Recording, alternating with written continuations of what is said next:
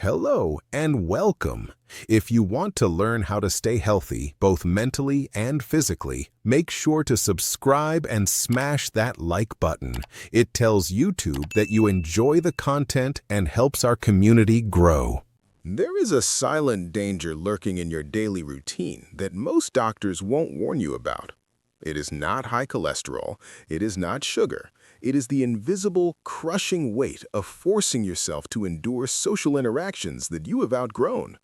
If you ignore the signals your body is sending you, the tightness in your chest when the phone rings, the exhaustion after a simple coffee date, you might be shortening your life significantly. Ignoring these instincts doesn't just make you grumpy, it floods your system with cortisol, strains your heart, and wears down your immune system. People who refuse to listen to this inner voice often find themselves battling chronic illnesses that seem to have no cause, unaware that the cause is sitting in their living room making polite conversation. But please, do not panic, because we are going to fix this perception right now. This lecture is about understanding that the sudden urge to be alone is not a symptom of decline, but a powerful sign of health. We are going to explore the biology and psychology behind why your social circle is shrinking and why that specific change is actually the key to longevity. We are going to talk about why your brain, as it ages, begins to crave silence the same way a starving man craves food. By the end of this, you will understand that you are not becoming a hermit, you are becoming a master of your own energy. And do stay with me until the very last minute of this video. I have a fascinating scientific fact about the brains of Super Agers that will completely validate everything you have been feeling lately. You know that feeling when the phone rings and your first instinct is to let it go to voicemail? When you hear someone knock at the door and instead of answering, you freeze like a deer in headlights, hoping they will just go away? You are not alone. And no, you are not turning into some kind of grumpy recluse. You are just aging. And with aging comes something most folks never talk about, this subtle, creeping desire to be left alone more often. But here's the thing no one tells you. That feeling is completely normal. In fact, it might be the healthiest thing your body has done for you in years. Let's look at why this happens, not just emotionally, but biologically. Back in your younger days, social interaction was the fuel that ran your life. At work, at school, through your kids, on the bus, at the grocery store, people were always around, and you got used to it. Your brain was wired to seek out these connections because, evolutionarily speaking, isolation meant death for a young person. You needed the tribe to survive. But as you get older, something fundamental changes in your neurochemistry. It's not that you dislike people, you just don't need them in the same way. Not all the time. And that's not selfish, antisocial, or weird. It's psychology. Deep, well-studied, and actually very logical psychology. Think of your brain like a bank account. When you're 20, you have an unlimited budget of energy to spend on nonsense. You can afford to spend hours listening to bad friends, engaging in gossip, dealing with family drama, or nodding along to the guy who talks about himself for 2 hours without asking you a single question. But as the years go by, your biological tolerance for that nonsense drops to near zero. This isn't because you're bitter, it's because your brain has become more efficient. You've spent decades dealing with noise, and at some point, your inner self just says no more. You stop pretending to laugh at jokes that aren't funny. You stop entertaining opinions that make no sense. You walk away from people who exhaust you. This creates a massive physiological shift. When you force yourself to endure a toxic conversation, your body reacts as if it is under physical attack. Your blood pressure rises, your digestion slows down, and your muscles tense up. It is a state of fight or flight. By walking away, you are essentially engaging in an act of extreme self-preservation.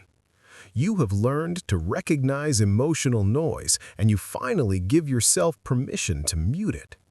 It is like you are fine-tuning a radio that has been stuck between stations for 40 years. The static is gone, and the silence is beautiful.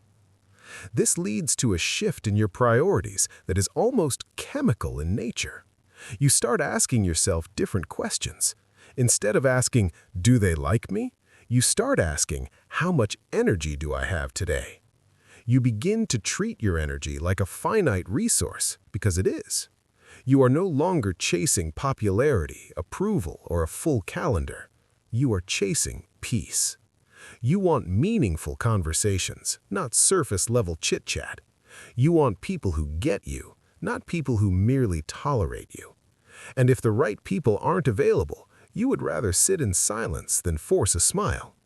If you're listening to this and nodding your head, if you have ever felt that wave of pure, unadulterated relief when plans get canceled and you can stay home in your pajamas, go ahead and hit that like button right now.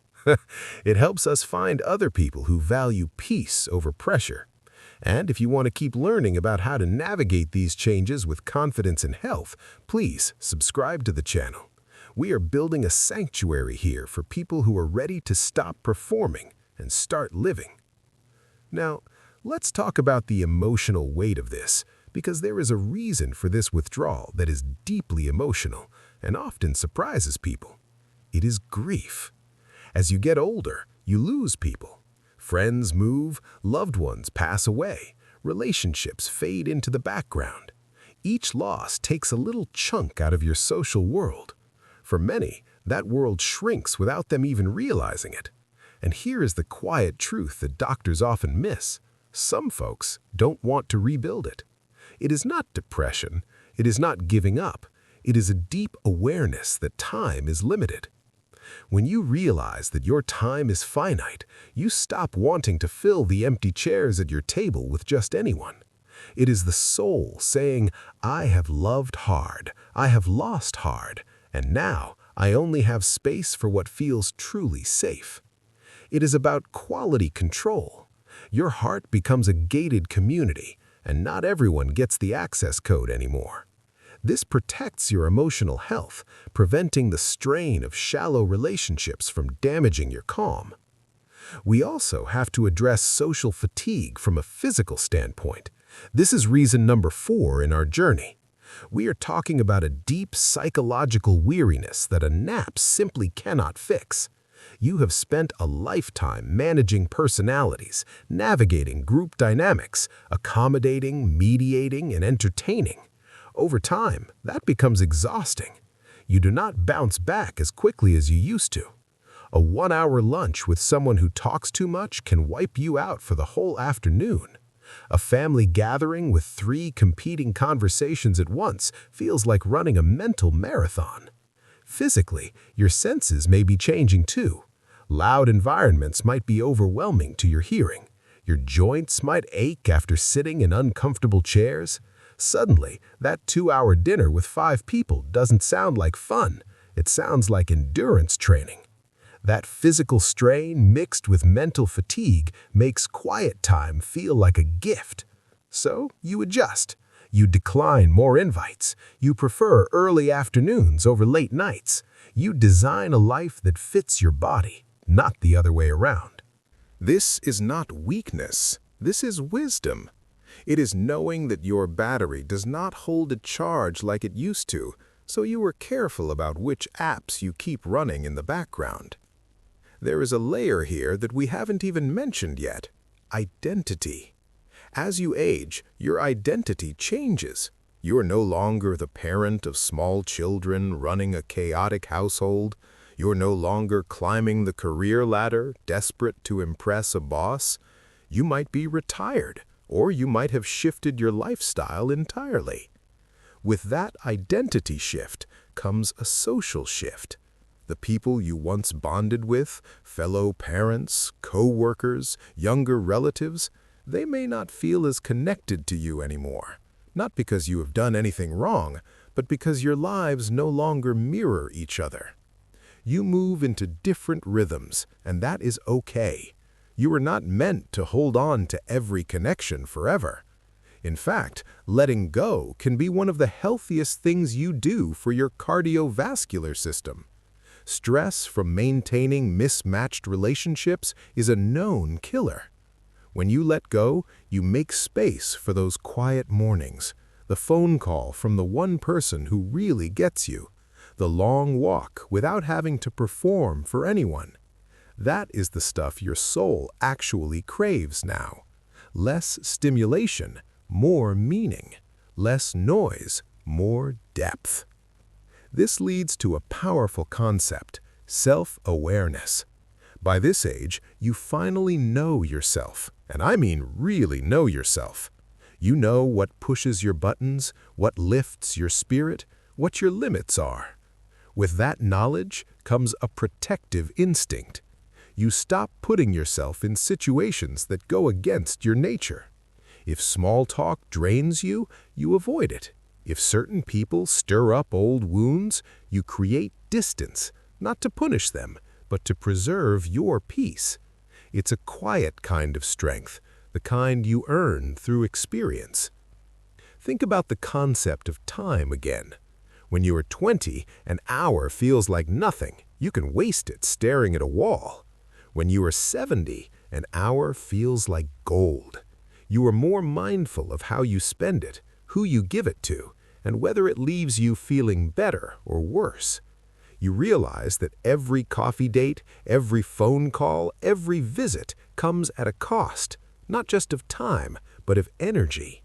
And so you invest that time more wisely. Sometimes that means choosing solitude over company, not because you dislike people, but because you love yourself enough to be selective. Now, here's where things get interesting. People around you might not understand this change. They might say you're withdrawing, that you are not as fun as you used to be, that you have changed. But here's the truth. They are right. You have changed, and that's the whole point. You are not here to be the life of the party anymore. You are here to live your life on your terms, to feel what you feel, to say no without guilt, to say yes only when it matters. You did not survive this long just to keep everyone else comfortable. You are not rude, you are real. And the older you get, the more sacred that becomes. This shift in social behavior is also about clarity. There is a kind of mental sharpness that comes with age, not in the sense of memory, we all know where the keys go missing, but in awareness. You start to see through things faster. The fake smiles, the flattery, the one-sided friendships. You don't need a 3-month fallout to realize someone is not right for you. One conversation can tell you everything. And that awareness can be exhausting if you are still trying to play the social game. So instead, you step back, you simplify, you let go of the need to explain yourself. You stop justifying why you left the party early or didn't return that call. You no longer owe people your presence just because you used to. That kind of self-honesty can feel like isolation from the outside, but on the inside, it feels like relief. It feels like taking off a tight pair of shoes after a long day. Another part people don't talk about enough is your changing capacity for emotional labor. You might have been the peacemaker in your family, the go-to friend, the one who always reached out first. But after decades of being the glue, you begin to ask, who is holding me together? And if the answer is no one, you slowly step out of that role. You trade people-pleasing for peace of mind.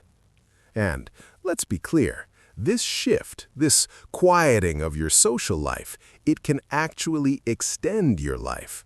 Studies have shown that reducing stress and protecting your emotional health are key factors in longevity. When you avoid toxic conversations, when you limit overwhelming environments, when you choose serenity over obligation, you are not withdrawing, you are healing. You are preserving energy for what matters. Your body knows it. That is why so many elders seem calmer. They have stopped trying to impress anyone. They walk slower, but their minds are clearer. They talk less, but when they speak, it matters. There is a beautiful irony to all of this. When you stop needing people around you all the time, the right ones start showing up. You stop begging for connection, and you start attracting it naturally. You no longer force conversations, they just happen. You don't schedule companionship, it finds you. And those few people who remain, they become priceless because they love the quiet version of you, the real version. So if you are finding yourself more withdrawn lately, more selective, more quiet, don't panic. Don't second-guess it. Don't let the world tell you something is wrong. You are not broken. You are blooming. You are peeling away everything that doesn't serve you. You are not becoming less social. You are becoming more you. And that is a kind of joy that cannot be faked. Maybe your calendar is empty this weekend. Maybe the phone hasn't rung in a few days. Maybe you spent your afternoon doing absolutely nothing with a peaceful heart.